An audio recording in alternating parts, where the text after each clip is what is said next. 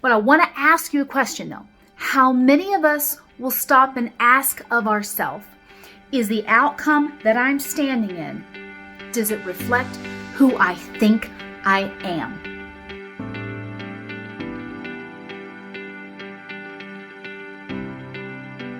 The world is very happy to tell you where to start and how to do it.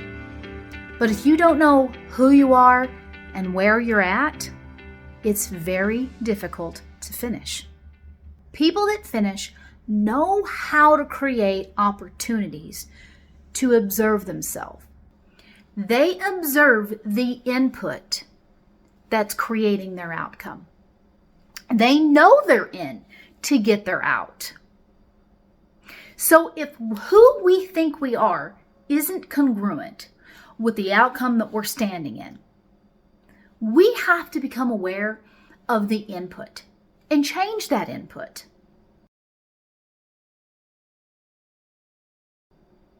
And you do that by going offline, by turning off the cruise control and shifting out of autopilot, by interrupting the message, that rote, automatic message that's constantly feeding forward. We eat the same things. We do the same exercises. We wear the same textures. We avoid watching the same accounts. We do and we avoid the same every day. And we are masters of creating this perfect world where nearly every sensory experience that comes across our reality is something that we predict, that feels comfortable and is known. And when something comes across by accident that's different, we interpret that as uncomfortable, as unsafe, and wrong. If we want a different outcome, we have to be willing to allow a different sensory experience to roll across our consciousness so that it opens the door to observation of ourselves, so that we can pick a better place to start, to get momentum and finish. And you cannot do that at a high rate of speed. How you choose to create moments to allow observation is entirely your art form. People who finish don't start where the world tells them to start. The world is happy to tell you where to start, but that is not always where we are really at. And that place where we are really at, that's the key to getting momentum and to finishing. You take something that you can't do and you cut that in half, and then you cut that in half, and you cut it and you cut it and you cut it until you get to a place where you can start. So the world says you have to start by working out 4 days a week at the gym. The finisher says, no, that's too big of a commitment. It's too heavy. What I can do, I can establish the behavior. I can drive myself there and walk through the door. I can learn where everything is and how to use it. I can practice packing my gym bag.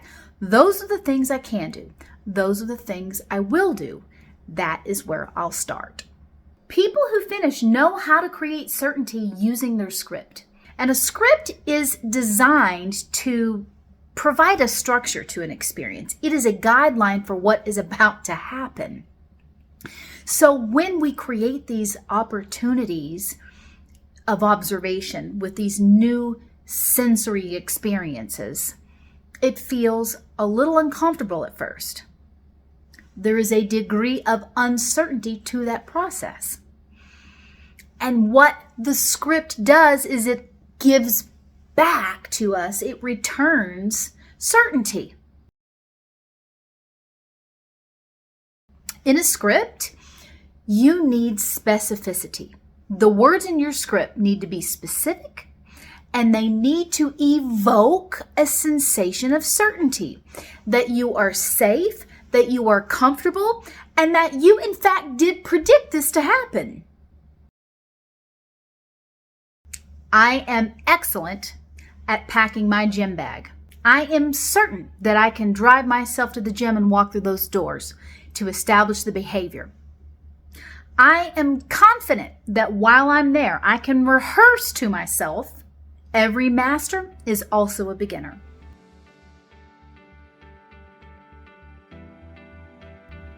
People who finish give themselves permission to begin at the place where they are certain that they can take action consistently. They don't start where the world tells them to start.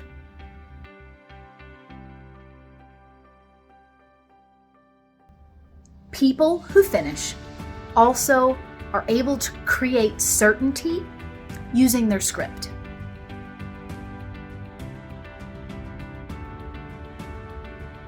And lastly, people that finish know how to create opportunities to observe themselves so that they can see the input that's driving their output.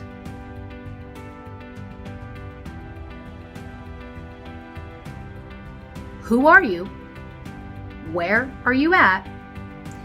And how much certainty is written into your script? That's what you need to be asking.